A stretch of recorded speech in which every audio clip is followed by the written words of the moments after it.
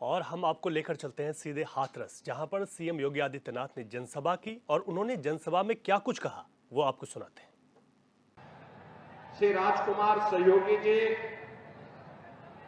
ठाकुर जयवीर सिंह जी, श्री प्रदीप सिंह गुड्डू जी, विधान परिषद सदस्य श्री मानवेंद्र सिंह जी, चौधरी ऋषिपाल सिंह जी, आरपी सिंह जी, जिला पंचायत अध्यक्ष श्रीमती सीमा उपाध्याय जी, श्रीमती विजया सिंह जी, भारतीय जनता पार्टी के वरिष्ठ कार्यकर्ता श्री आरपी सिंह जी और उत्तर प्रदेश सरकार में मंत्रिमंडल के मेरे सहयोगी और अब इस हाथरस लोकसभा सीट पर भारतीय जनता पार्टी राष्ट्रीय लोकदल के प्रत्याशी श्री अनूप वाल्मीकि जी, भारतीय जनता पार्टी राष्ट्रीय लोकदल और एनडीए के सभी सहयोगी दलों के पदाधिकारीगण, उपस्थित सभी बहनों और भाइयों, आज मुझे इस पावन धरा पर, जिस धरा को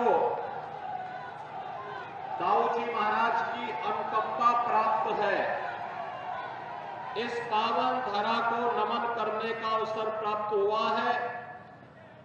इस अवसर पर इस पावन धरा को नमन करते हुए मैं आप सबका हृदय से अभिनंदन करता हूं, स्वागत करता हूं। बहनों और भाइयों, इस धरती ने अनेक महापुरुषों को जन्म दिया है। ब्रजभूमि का तो प्रवेश द्वार है ही, दाऊजी महाराज की अनुकंपा है ही, काका हाथरसी जैसे कवियों को देने वाले, साहित्यकारों को देने वाली धरती भी अनेक महापुरुषों को जन्म देने वाली धरती है। तो स्वाभाविक रूप से एक श्रद्धा का भाव इस धरा के प्रति हम सबके मन में उमड़ता है। आज जब लोकसभा का चुनाव चल रहा है, बहनों और भाइयों, मैं इस अवसर पर सबसे पहले इस क्षेत्र के वर्तमान में जो सांसद है श्री राजवीर सिंह दिलेर, जो आज हम सब के बीच में नहीं रहे, अचानक स्वास्थ्य खराब होने के कारण पिछले 2 वर्ष पहले उनका बाईपास सर्जरी भी हुई थी। आज वे हमारे बीच में नहीं रहे। मैं उनको भारतीय जनता पार्टी परिवार की ओर से विनम्र श्रद्धांजलि भी देता हूं। उनके पूज्य पिता श्री किशनलाल दिलेर जी के साथ एक लंबे समय तक संसद में मुझे कार्य करने का अवसर प्राप्त हुआ था। और यही नहीं, श्री राजवीर सिंह दिलेर एक बार मेरे साथ भी सांसद थे। आज वे हमारे बीच नहीं है, लेकिन उनकी आत्मा जहां कहीं भी होगी, वह हाथरस के विकास के लिए, आप सबके उत्साह और उमंग के लिए सदैव तत्पर रहे हैं। और मैं विश्वास के साथ कह सकता हूं कि हाथरस के विकास के लिए जो उनकी भावनाएं थी, उसके अनुरूप भारतीय जनता पार्टी यहां के विकास में कोई कोर कसर नहीं छोड़ेगी। इस बात का आश्वासन देने के लिए आज हम सब आपके बीच में यहां पर उपस्थित हुए हैं। बहनों और भाइयों, लोकसभा के चुनाव के 2 चरण संपन्न हो चुके हैं। 2 चरणों में 191 सीटों पर अब तक चुनाव संपन्न हो गए हैं और 191 सीटों पर जो चुनाव हुए हैं, चुनाव के रुझान बताते हैं कि जो आसार, जो आकांक्षा आपकी है, जो स्वर हाथरस का है, जो खुशबू ही की हाथरस की है, वही पूरे देश के अंदर पहुंच रही है। और वह स्वर है कि फिर एक बार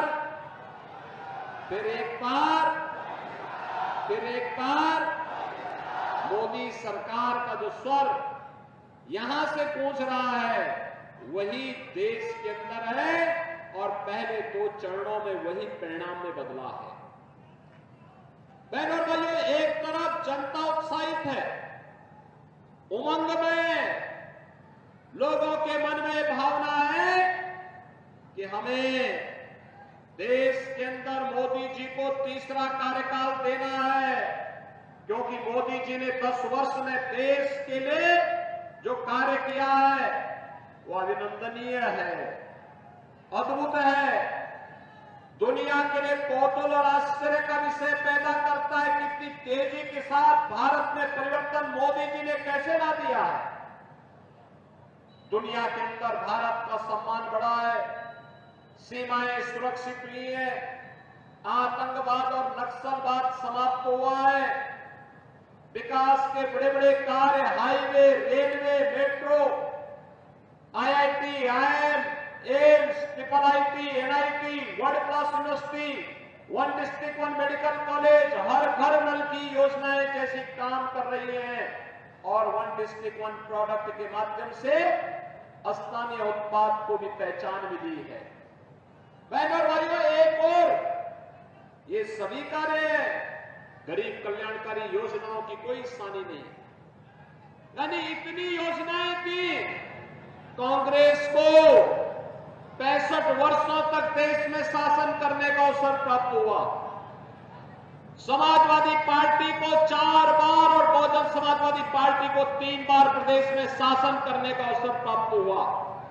लेकिन बहनों और भाइयों, इन सबको मिलाकर के जितना कार्य देश के अंदर इन लोगों ने 65-70 वर्षों में नहीं किया, जितना कार्य उत्तर प्रदेश के अंदर कांग्रेस, सपा, बसपा ने मिलकर के नहीं किया, उतना मोदी जी के नेतृत्व में मात्र 10 वर्ष के अंदर देश के अंदर हुआ है और 7 वर्ष के अंदर भारतीय जनता पार्टी की सरकार के अंदर उत्तर प्रदेश में हुआ है।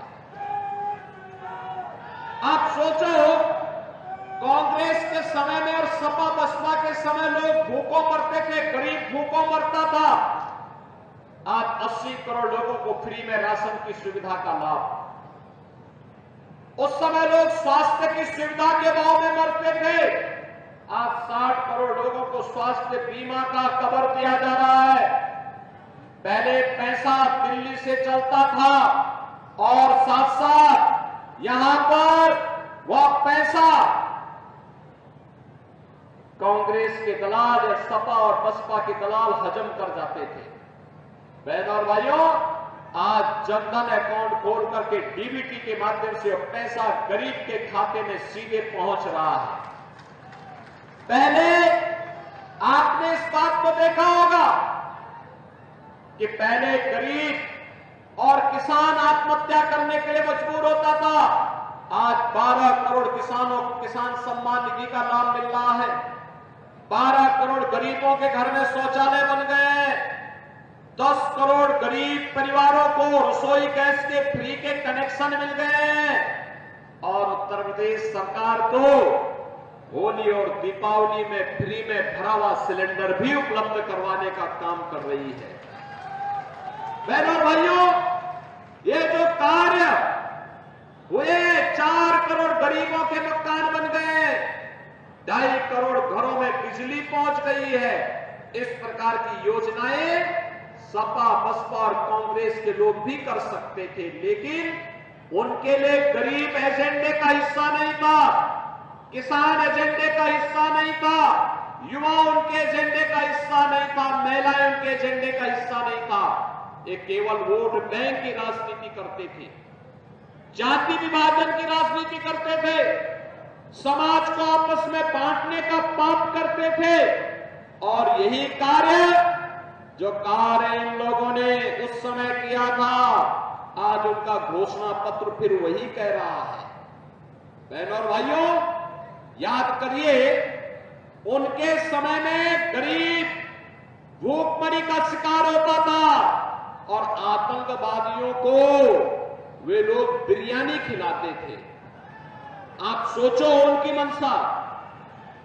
उनके समय में किसान आत्महत्या करता था और भ्रष्टाचारी ऐश करता था।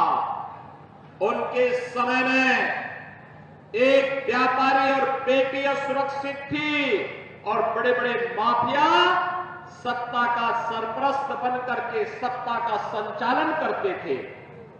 आज आपने देखा होगा, आज आप देख रहे होंगे प्रदेश में नौकरी निकलती है पूरी पारदर्शी तरीके से। 6.5 लाख नौजवानों को हमने उत्तर प्रदेश में नौकरी दी, बिना किसी भेदभाव के दी। हाथरस के भी बहुत सारे नौजवान नौकरी पाए, कासगंज के नौजवान भी पाए, फिरोजाबाद के नौजवान भी पाए। आज आप देख रहे होंगे योजनाओं को, जितनी भी योजनाएं दी गई, 80 करोड़ लोगों को राशन मिल रहा। क्या किसी का चेहरा देखा गया क्या? अरे गरीब है, जरूरतमंद है, राशन मिलना चाहिए, भारत का नागरिक है, उसको मिलना चाहिए। 12 करोड़ किसानों को किसान सम्मान निधि मिल रहा है। क्या किसी का चेहरा देख करके दिया जा रहा है क्या? 60 करोड़ लोगों को आयुष्मान भारत की सुविधा है। क्या किसी का चेहरा देखा जा रहा है क्या? 50 करोड़ लोगों के जनधन अकाउंट खोले गए। क्या किसी की जाति, मत और मजहब पूछ करके दिया जा रहा है क्या? 4 करोड़ लोगों को आवास दिए गए। किसी की जाति, मत और मजहब पूछ करके नहीं, गरीबी को देख करके, दलित है, वंचित है, अति पिछड़ा है, उसको ये लाभ दिया गया है, चाहे वह किसी जाति, मत और मजहब का क्यों ना हो। बहनों और भाइयों, इसीलिए मोदी जी ने 2014 में नारा दिया था सबका साथ और सबके विकास का। लेकिन आज मैं आया हूं आपसे कहने के लिए, एक तरफ भारतीय जनता पार्टी और एनडीए है सबका साथ और सबके विकास के नारे के साथ, और दूसरी तरफ कांग्रेस सपा का इंडी गठबंधन है। इनका गठबंधन देखिए, कांग्रेस ने 1947 में देश का विभाजन कराया। पहले देश को बांटा, अब कांग्रेस अपने घोषणा पत्र में क्या कह रही है? कह रही है हम भारत के अंदर संपत्ति सर्वे कराएंगे। संपत्ति सर्वे का मतलब आपकी संपत्ति का सर्वे ये लोग कराएंगे। फिर आपकी संपत्ति का सर्वे करा करके आपके बाप दादों की जो कमाई है ना, इस कमाई को वे लोग एक विरासत टैक्स इस पे लगाने की बात कर रहे हैं। आपने सेन पित्रोदा का बयान पढ़ा होगा, इस पे विरासत टैक्स लगाएंगे। विरासत टैक्स क्या? अगर आपके बाप दादों ने 4 कमरे का घर बनाया है तो कहेंगे तुम 2 कमरे में रहो, 2 कमरे कांग्रेस या सपा के लोगों के अधिकार में चला जाएगा। बहनों और भाइयों, अरे मेहनत करेंगे आप, परिश्रम करेंगे आप, खून और पसीना बहाया, मेहनत से उन्होंने संपत्ति अर्जित की, और डकैती डालने के लिए कांग्रेस के लोग और इंडी गठबंधन के लोग आएंगे। क्या ये छूट देंगे क्या आप इनको? क्या ये छूट देंगे? पहले देश को बांटा, आज आपकी संपत्ति को बांटने की साजिश लोग कर रहे हैं। यानी कितनी खतरनाक साजिश रच रहे हैं। हम जब किसी माफिया के खिलाफ कार्रवाई करते हैं, उसके लिए लोग घड़ियाली आंसू बहाते हैं, उसके घर में जाकर के फतिया पढ़ते हैं।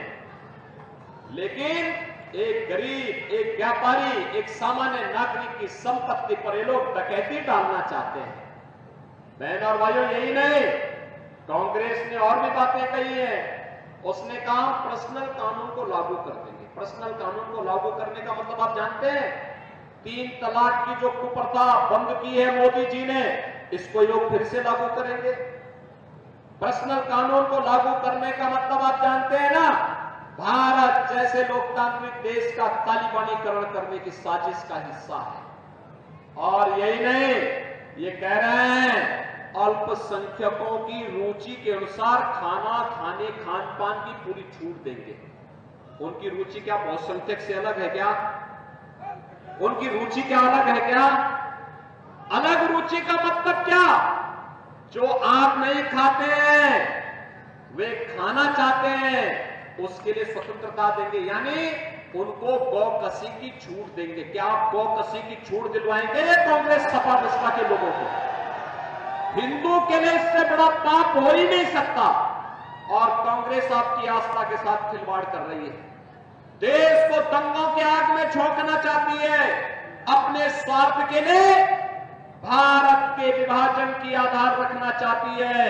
हिंदुस्तान इसको कतई स्वीकार नहीं करेगा। क्या स्वीकार करेगा?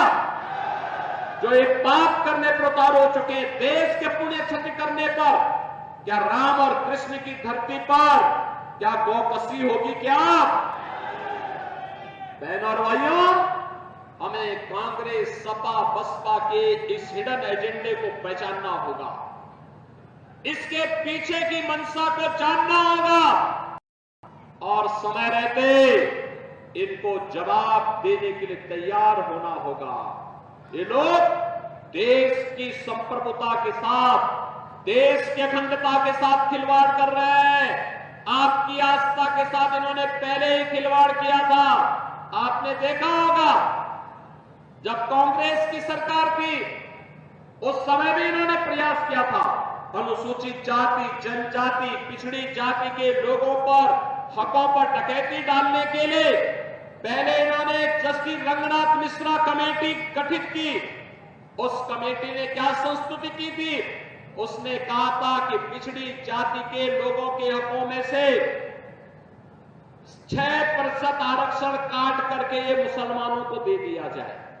वो तो भारतीय जनता पार्टी ने आंदोलन किया था। उन्होंने कहा था ये बाबा साहब भीमराव अंबेडकर का अपमान होगा।